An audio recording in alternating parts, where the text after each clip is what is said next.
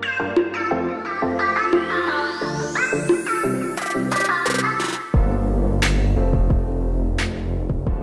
everyone, I'm your host Maurice, and you are listening to the Lifetimes Podcast, a podcast where we will explore the different stories, life lessons, and experiences of Filipinos navigating through life and adulthood in a foreign society.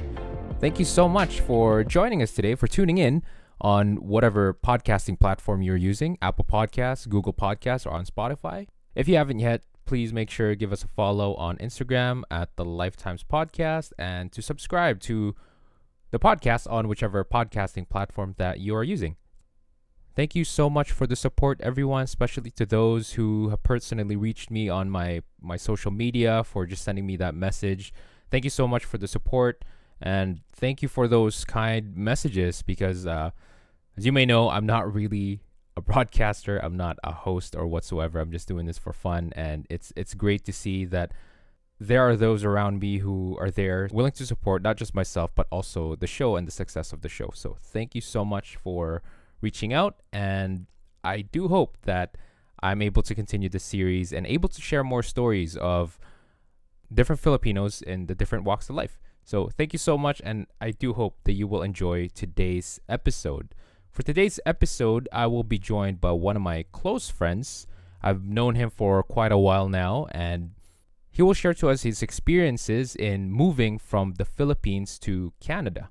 He moved twice, and in this episode, he will share to us some of those struggles that he had to go through, some of the realities that he had to face, so that he can adjust to this brand new society that he will live in for the next couple of years.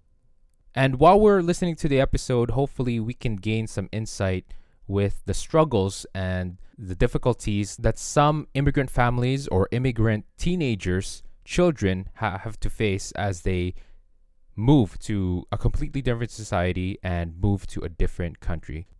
It's been so long since I've last talked to him, so I'm very excited and at the same time nervous to actually be talking to him again. It's been a couple years, and every time I talk to him, I always have a good conversation. We always I don't know, just pick each other's brains out for some reason. And I always like just having a talk with him, and even dating back to our time in school, which we'll get on with shortly here. So please welcome my friend here and our guest for today, Josh. Hey, Maurice. Thank you for inviting me in your podcast. It's been a while, yeah. And like you said, it's always a good time to whenever we catch up. And I find our conversations always interesting and healthy. And yeah. Yeah. Yeah, it's since we've met, I've actually always remembered that our friends or our schoolmates in school would tell that we look alike in a way. And right now Yes, that's true. we're on Zoom and just comparing us now. Josh has some nice silky hair while my head is fully shaved right now. I'd still say that we kind of look alike. They call us twins. I wouldn't say it's nice hair. It's just grew long because of COVID and didn't get a chance to go to my barber. But I mean, I can't really complain. I mean, I'll have it cut eventually. Well, no matter how hard I try right now, it's really a hard time growing my Still hair out. looks nice on you, Walter White. Thank you, sir. Thank you, sir. Well, Josh, if you could just give us a quick intro about yourself before we get going with our topic. Sure. So I'd like to give like a brief timeline of events, and then maybe later on we can just focus on certain years or time. So I was born and raised in the Philippines in 1994. I grew up in Angono, Rizal. It's kind of near Manila for those who are unfamiliar with the town. And then in the year 2009, I moved to Canada for the first time in Burnaby, and that's where I met Maurice. We were classmates, schoolmates in Burn Creek Secondary School. And then the following year, 2010, for various reasons, my family decided to go back to the Philippines. And then by 2015, I I came back to Canada, but this time in Toronto area, the six, specifically in Mississauga, for people that are familiar with the cities in near Toronto. It's Mississauga, and I'm still here. Although I did visit the Philippines like a few times in 2017 and in 2019. We were schoolmates back in high school. I think that was grade 9 or grade 10. Do you Grade 10, grade I 10, right? remember. Yeah, Grade grade 10. 10. Yeah, yeah. We were seatmates, I believe, in science 10 class. That's That's what I true. Yeah, remember. yeah, yeah, for sure. It was Science 10. I remember you and the other guy. I don't know if I can mention his name. Oh yeah. I I know who you're talking about. I know I you had. definitely remember that. Yeah. You adopted me and then we became instant friends.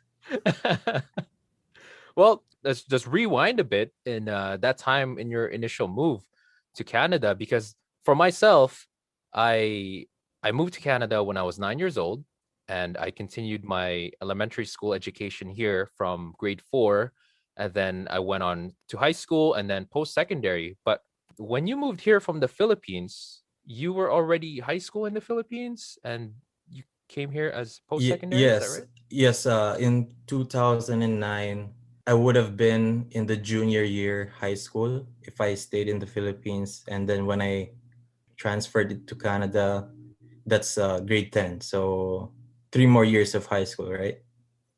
Yeah, Yeah, because after grade 10, there's 2 more years.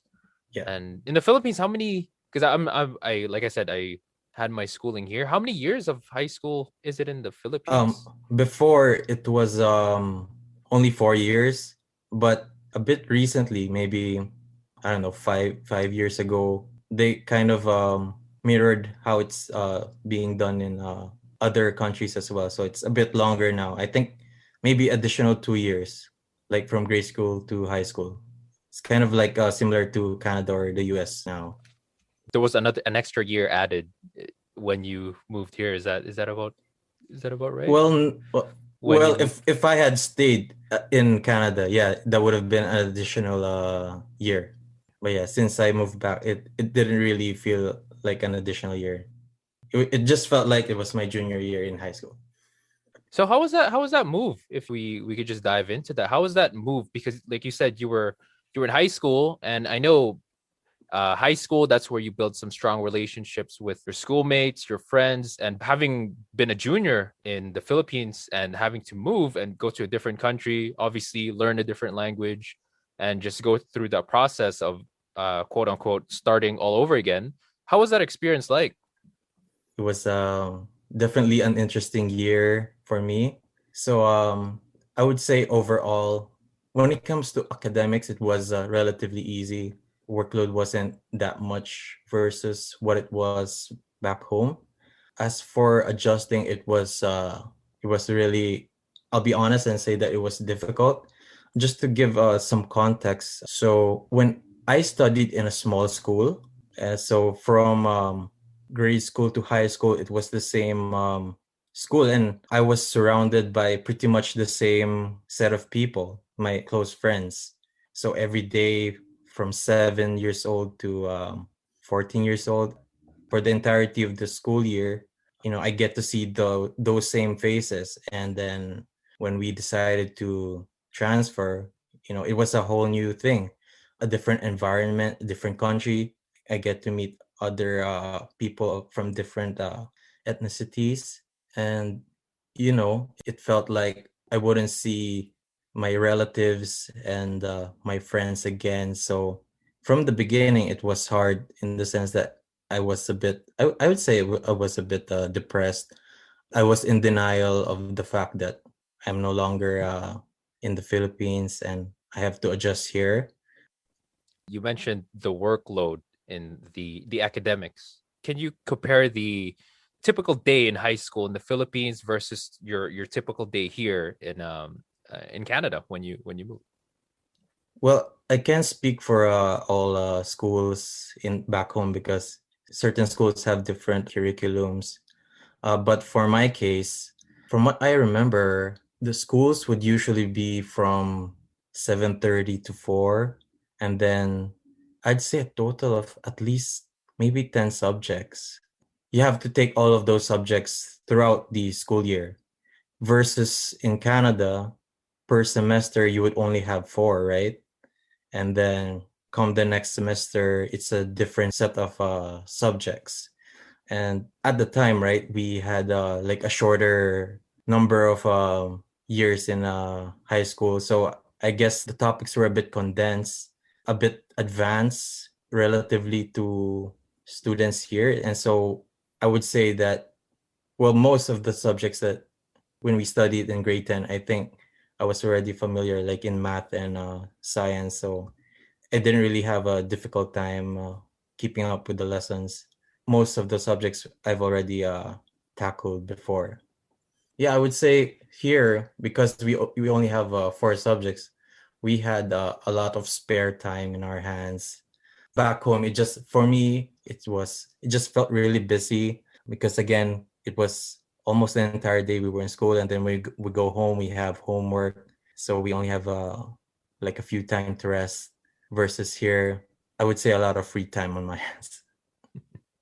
From what you said, 7:30 to 4:30. So that's about 8, 9, 10, 11, 12, 1, 2, 3, 4, 9 hours. 9 hours of Yeah, from what school. I remember, yeah.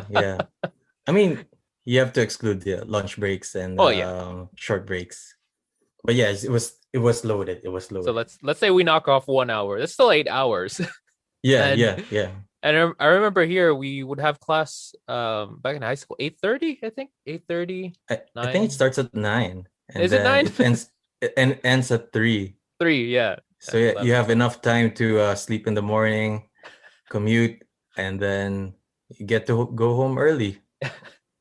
Yeah, so that's 6 hours at school, and like take out the lunch, 5 hours compared Yeah, to yeah, compared yeah. to a full eight hours of instruction back in the Philippines. Yeah, that's really intense. That's really intense. And I agree with what you said. I think what you mentioned, 4 years of high school there, and here there's more years of high school. So I guess it's more spread out, I guess, the Yeah. material we were able to absorb. Obviously you moved to a different society.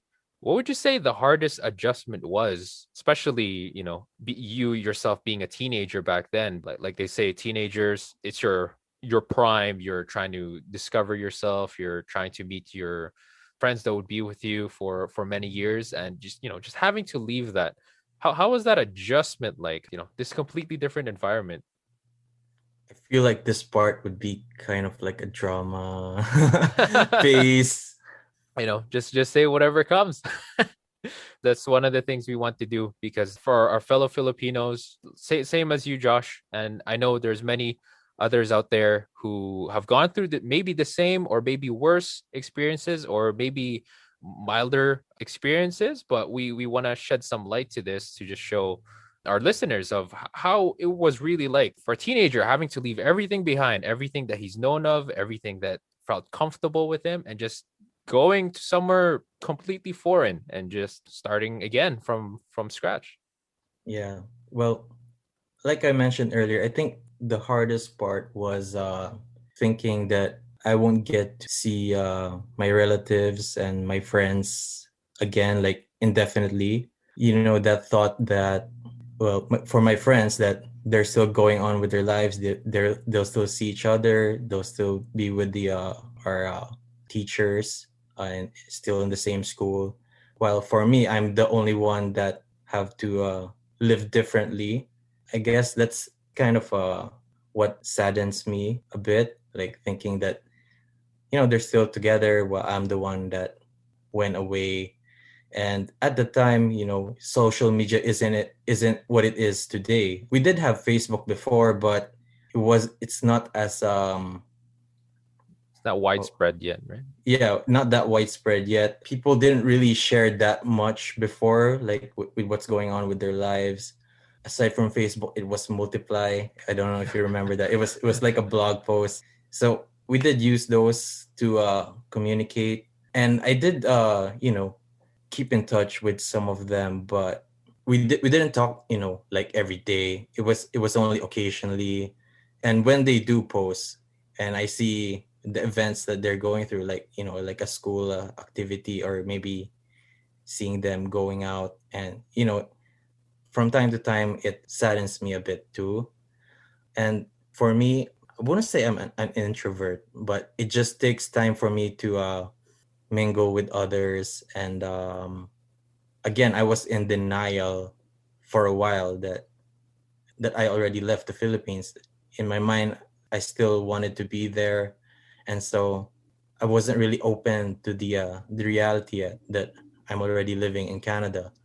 And yeah, I mean, I did try, to open up, but I guess it's a bit difficult as well, especially when some of your classmates are from different ethnicities. They don't really understand certain aspects of your life. What else? I was thinking of something, but I just forgot now.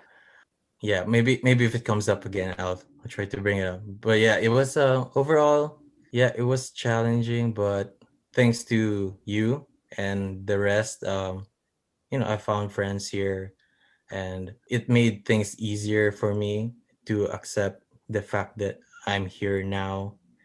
And yeah, I mean, looking back in retrospect, it was definitely a memorable year for me, that period, 2009 to 2010. I wouldn't want to have changed it. It definitely is a significant milestone in my life, and it kind of developed my views on certain things. So you mentioned, Josh, in school we have classmates who were from different cultural backgrounds, different countries, and you said there was a bit of a struggle in opening up to our classmates back then. How was that? How was that experience? I think one of the challenges is the language barrier.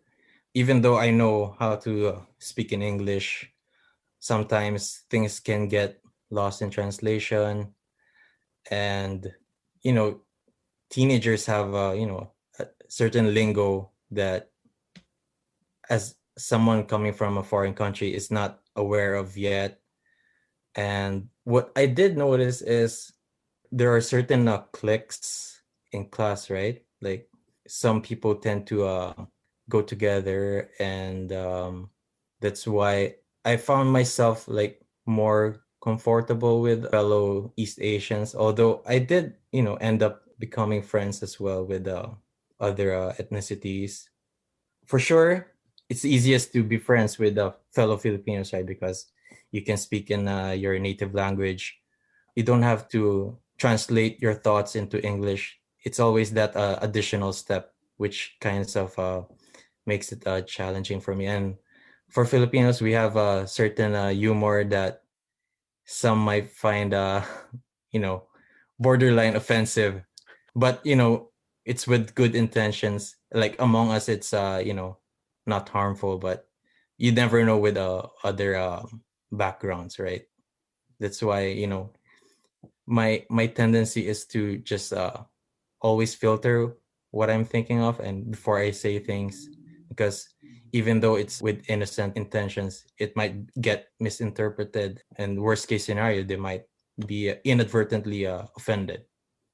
Yeah, and I agree with the what you said there with the language being a big factor in being able to adjust in a new society, because like you said, you're having to translate your thoughts, and there's just these colloquial terms that we're not aware of. English is one of the official language of the Philippines, right? And with that's English is one of the lists. And I know some instruction in school is also English, but the way English is used may be a bit different with how English is used here in Canada. Do you agree with that, Josh? Yeah, because we only normally use English in the classroom setting. It's very professional. It's very formal, versus how we how we use English in Canada. We have to use it every day, like from greeting random strangers to having informal conversations with classmates or even with teachers. It's informal, and again, there's certain lingo that I wasn't really familiar with at the time. Like for example, with small talk, I never we never did that in the Philippines. Like for example, hey, how's it going, man? Not too bad, and yourself? We never do that, right? We just had a different way of greeting people then, and that's one of the things that I had to learn to do when I moved here, right? Yeah, that's also a case with me. I pretty much grew up here, 9 years old, but still I couldn't get accustomed to small talk because back in high school and in college, all my friends were Filipinos, and obviously we interact in a Filipino manner, and just when you see another Filipino, you don't really, even though they're Filipino, and I'm pretty sure you've noticed this too in the Filipino community there, maybe in Ontario, in Toronto, but you see a fellow Filipino, we don't really engage in small talk, even though we know we're both Filipino. We just kind of, You give them you the eyebrow or or the stare, or like ask them if you're Filipino, even though you already know, like yeah. just by seeing that person. Mhm. It's just those differences that play a factor in being able to adjust. And you mentioned just you also 2009 you came over and then went back to the Philippines. Then you came back again 2015.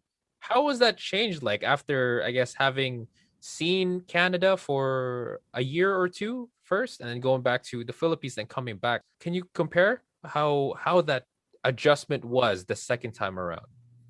I'd say that the second time around was much easier because at that time I just finished my university, and it's pretty normal for us graduates to go on our separate ways. We have we have our own career paths, and I did have a lot of friends that did go abroad as well, like I don't know, Japan, Singapore, US, England.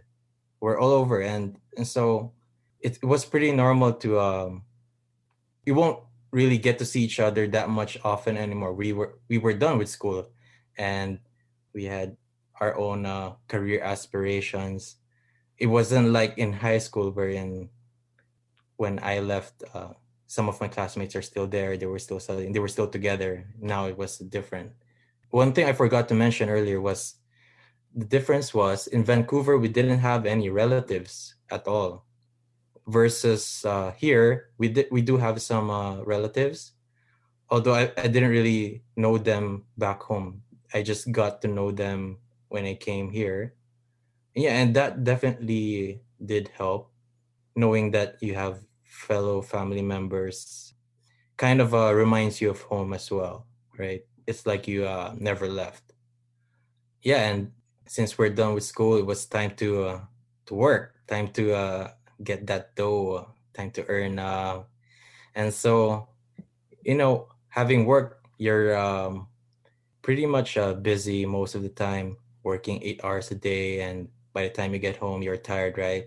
So you won't really you know I didn't really feel that much homesick that time because it was just busy for me. It wasn't like the first time. It was definitely a much easier transition when I got here in 2015. When you moved here, did you have a chance to work in the Philippines before coming over, or it was straight out of school? Well, in between junior year and senior year, that summer before senior year, sorry. For some of us, it wasn't required, but it was a bit common as well for university students to try OJT, get to work in a company for like a few weeks. So, and I did do that in what you call it, Makati City. Just let So me, sorry, just let me just cut you off for a second. OJT for our listeners, that stands for on the job training, yes? that's correct. Yeah, And I believe that's the same as what we call co-op, a co-op term here. Through my school, that's what we called co-op, but in the Philippines, it's called OJT. So just for our listeners who are wondering what OJT is. Okay. Sorry, Josh. No worries. Well, I do want to point out though that I think what co-op is, it's kind of like the company that your school and the company you're working for is kind of like what do you call that? Have an There's agreement or yeah, kind of an agreement, or like they're collaborating to give students some work experience, right? oh, okay. Versus for OJT, the school is not involved in any way at all. I just applied on my own. We had a career fair and applied to certain companies, and I just ended up with this particular one. And so, yeah, going back, it was in Makati City, and it was relatively a long way from home. It was like a 2 hour ride, like 1 hour by car, and then another hour taking the MRT, or like what's the equivalent there? Skylink, I think. Skytrain here. Sorry, Skytrain, sorry. Yeah, Skytrain and and TransLink. So sorry, sorry. Oh, you I combine both. combined it. My bad, my bad. So, Jesus, that was some experience. Sorry. So, I also want to add though that we didn't really get the salary of like a minimum wage salary. It was just like it was almost just like a small enough budget for like a meal. And I would consider myself lucky enough because for some companies they won't even pay you because it's just an OJT. It's you're still a student, right? And you're not really given that much heavy responsibilities. It's more of like, just getting a taste of what work life will be there.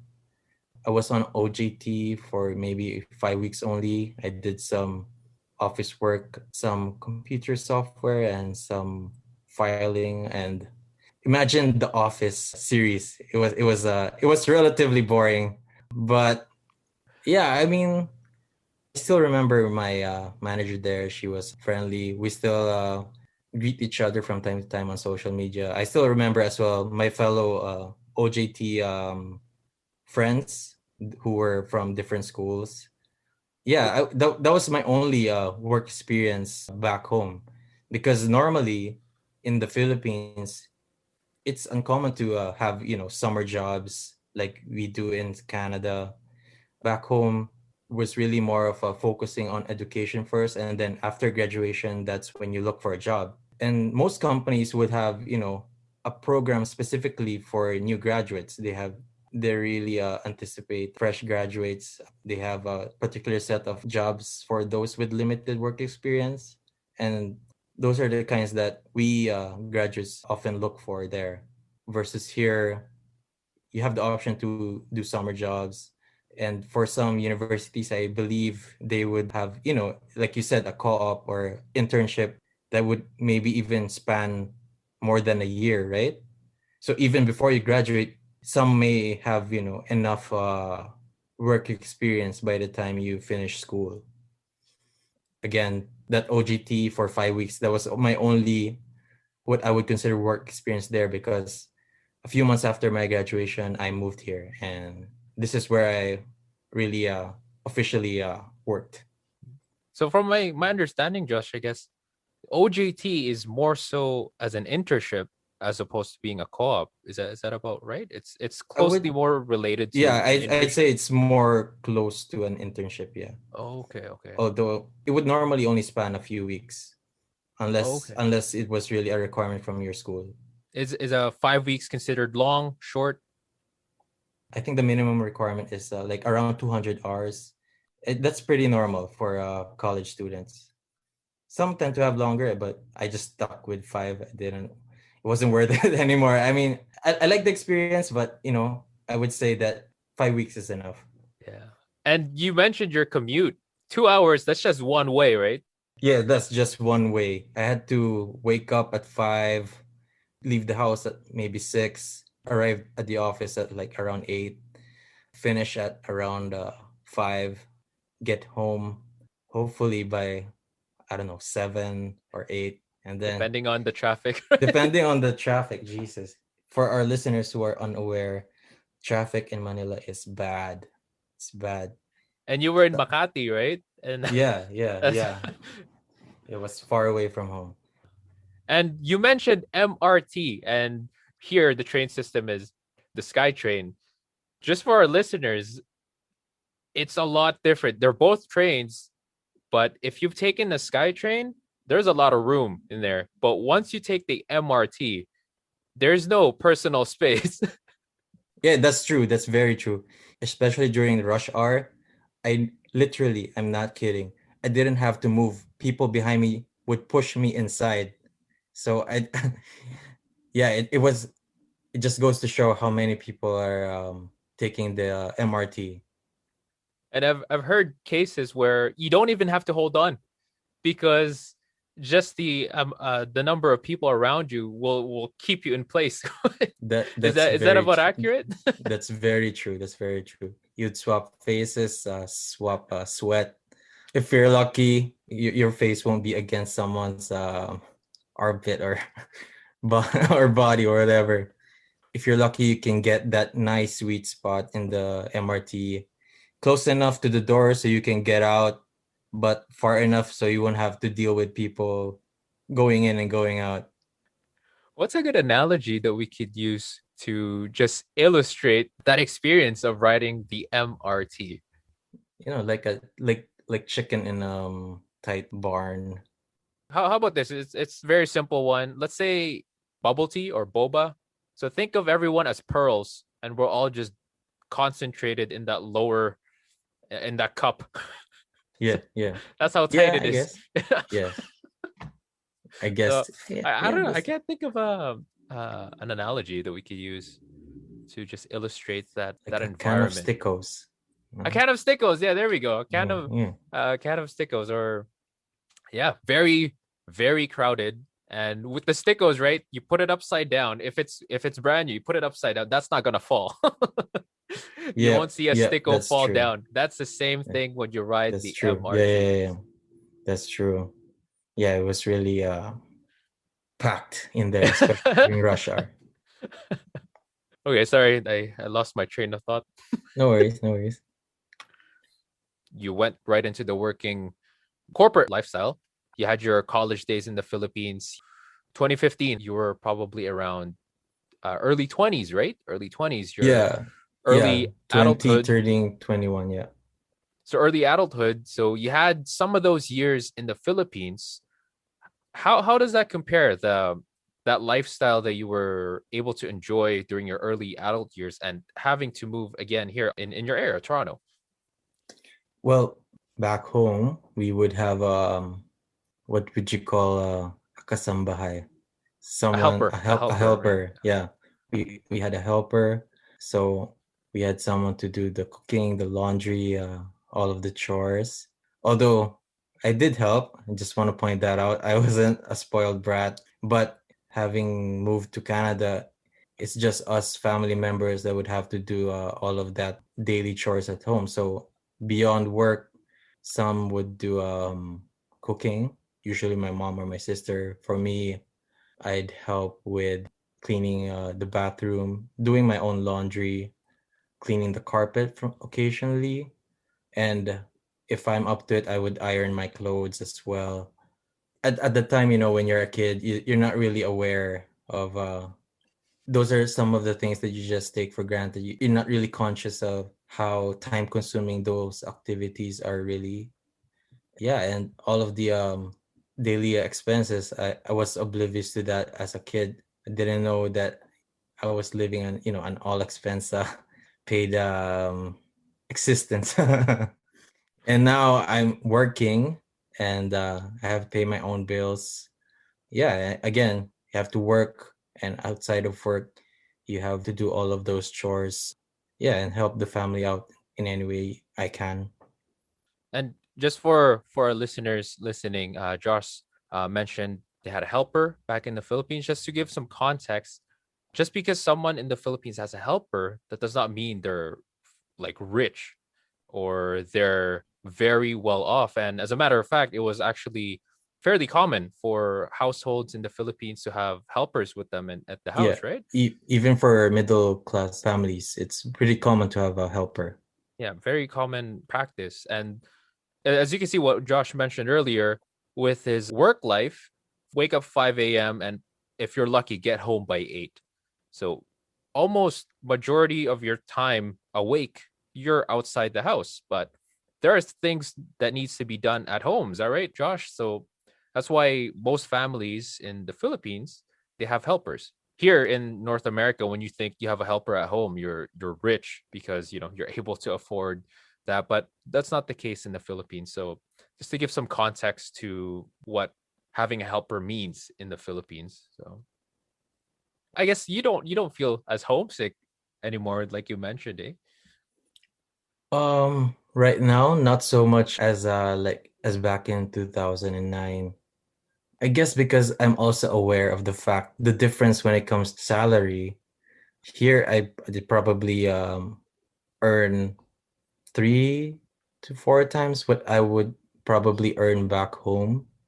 And if you imagine from my OGT days, if I get to live that and only earn like a quarter of what I would earn here, no way, man. It's not worth it. Here, work is still busy, can be stressful at times, but if I think of my salary in pesos, it takes the stress away a bit. I get to access basic needs, food, clothing, shelter, and I have spare to spoil myself from time to time with my hobbies and interests. And on top of that, I get to save some, for my future plans.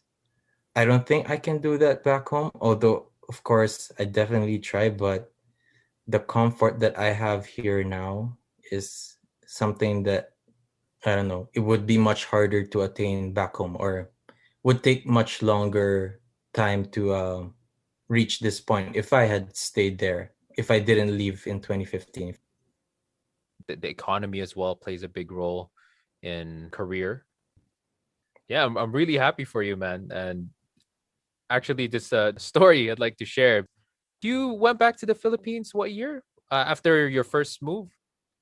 Uh, 2010, is it? yeah, in 2010 we 2010. went back to the Philippines. Yeah, Yeah, 2010, Josh moved to the Philippines, moved back to the Philippines, and I actually went on vacation in 2010 in the Philippines, and we were chatting. We're like, hey, why don't we meet up?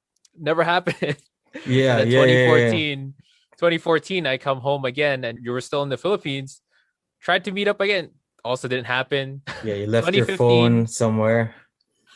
We didn't have communication, yeah, and yeah, yeah, just the schedule conflict. We never yeah. got to meet each other. And then 2015 went back to Canada, and about 2 years ago, is it 2019? Yeah, 2019 you 20, visited Toronto or like 2019, I went to the Ontario. six. The six, I went yeah. I went to the six. And other areas, right? Like Niagara Falls and Ottawa. It was nice. So it's crazy how we're still able to maintain this communication. Yeah, it was what, 8 years? 8 years that we didn't get to see each other, but we kept in touch online from time to time. Yeah, it does amaze me when I think about it, how we remained, constant friends. I don't know how to explain that, but yeah, I'm just blessed that I still have you as a friend. And yeah, again, it's always nice to have these conversations, getting updates with our lives, and hopefully that we get to maintain this going forward. And when things get better after COVID, we still get to see each other several more times, right? Yeah, definitely. It's crazy how things are, but we're able to see each other here on Zoom.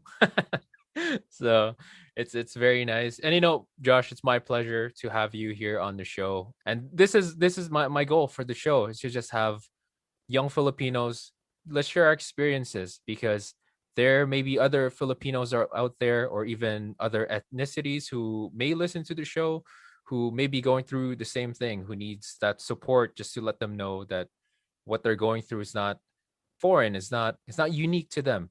Yeah, there's a lot of people going through it and let's get these conversations going and just help out each other as we navigate through life. And like you said, when you were younger, when you had to face reality that you had to pay the bills now and all that stuff, life starts kicking in, especially when you make that transition in your 20s, because you start to realize the different responsibilities on your shoulder and you can't live your life like you lived your life back in high school. So, it's There's those struggles, challenges that we all have to. It's a part of life, a part of adulting. So before we wrap up, I just got some questions for you, Josh. Just three simple trivia questions. I love OPM, our music back home. So what would you say is your best or your favorite OPM song of all time? And why? Just one song? Oh, you could give What? a couple songs. Let's see. It's kind of hard choosing one song. I mean, if you're gonna ask me what band, I would have to say Eraserheads. So for the listeners who aren't aware, some would describe them as like the Beatles of the Philippines. They were a band from the 1990s, and their songs are considered classics. Even current generations still listen to them. It's still played on the radio, or well, still accessible in Spotify and other streaming services. Yeah, I really like the band so much. I mean, I like their songs. I won't call myself a diehard fan. I don't know their personal stories and all those minor details with their lives, but yeah, I really like their songs. And kind of hard to pick one, but I guess if I have to choose, I go with Ang Huling El Bimbo. I think that's one of their most iconic songs. All right. Yeah, It's I think debatable. so. It's debatable. Don't want to start a feud among fans, especially for Well, listeners here. I know one thing's for sure. When someone has a guitar, that song always gets played. Yeah, yeah. Because Even just the intro. Just- because it really does tell a story, right? It's written beautifully. It doesn't look or sound like a basic song. It really does tell a story, and the music is great as well. Everything about it is good. Next question.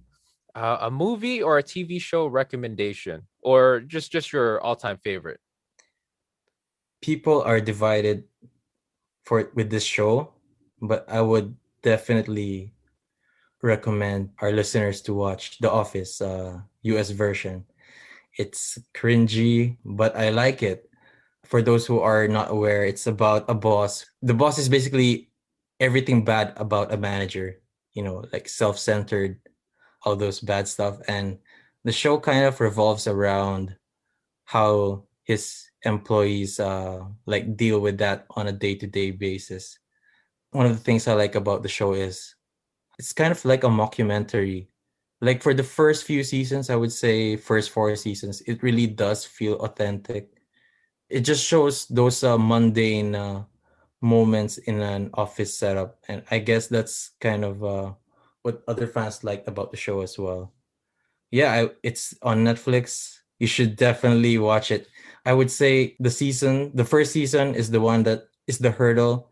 Once you get to the end of season two, if you still don't like it, then don't continue. But I would guarantee you by the end of season two, you would like to watch more and finish the series. I think I've watched it at least three times now, and from time to time, I would just watch random episodes. It's that good for me. But again, people have different tastes, but it's just a recommendation. All right. All right. So last question. Being the Lifetimes podcast, if you could visit, not necessarily live, but just visit a time period in the whole world, the whole timeline of the world, what time period would you want to visit? I don't know, 70s in the Philippines, or 90s in the US, or 1500s in this place. Like any moment in history. Yeah, any moment, any moment. And would I still get to be myself, or like do I get to live a different persona? Or you can just visit, just what do you call this? You could be invisible, maybe. You're invisible Oh, just walking through. Or whichever. Well, if there's a time period that you want to live in, what would that be? What did you have in mind there? nothing really nothing particular really comes to mind, but I'm just curious about the late 1800s during the Philippine Revolution, I guess. Like what's life like during that time without being involved in the war, just being a spectator, like what goes on a day to day, because these things you just get to read in books, right? And usually what's only shown is those highlight moments. But I'm just curious what the normal day would be there during the uneventful times, those leading up to that Philippine Revolution. That's just what comes to mind right now. But I'd probably come up with something better when this is over. No, it's a very interesting time. It's pretty neat because my previous friend who was on the show, he mentioned that that was also the same time he would want to visit, the time of our national hero, There's Jose a Rizal. yeah, He would want to visit that time and just see those events unfold. yeah. So maybe sometime in the future we can have that as a discussion here about the history of the Philippines. It's I just want to insert that I think sometime this past week marked like the 500th year when Magellan landed in the Philippines, right? 500 years. For most, I think that kind of started our history when we kind of become known to the world. But having said that, now that I'm thinking about it, I'm curious what life was like before that time, before Magellan arrived. Like what was the like the indigenous people's way of life before it was altered by pre-Hispanic, right? yeah, pre-Hispanic, yeah. Yeah, I'd be interested to know that as well. If I have a second second choice of what time period to visit. All right. Well, thank you so much, Josh, for sharing us your story today. Thank you so much for taking this time. And I'm here in Vancouver. You're there in Toronto. There's a 3 hour time difference. I know it's getting late from where you are. And thank you so much for just taking this time in sharing us your story. And we wish you good luck in your career. Good luck in everything. Stay safe, you and the family. And thank you so much for being part of this episode of the Lifetimes podcast. And thank you, Maurice, for the invite. I like what you're trying to do here.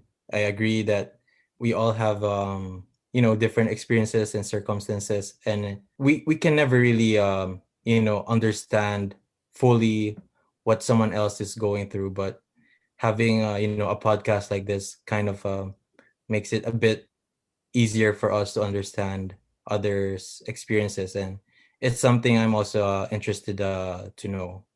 And I guess like as a final message to our listeners, especially for if ever there are Filipinos who are planning to move to Canada and having second thoughts about it, I would say the early stage might be challenging. Again, you might need some time to adjust to like everything about it, like the culture, the weather, the different time zone.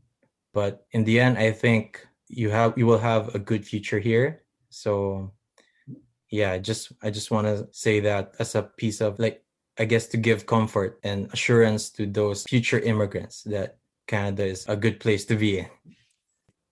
And that is the story and the experiences that our friend Josh faced during this period in his life where he had to leave everything behind and move to a completely different country.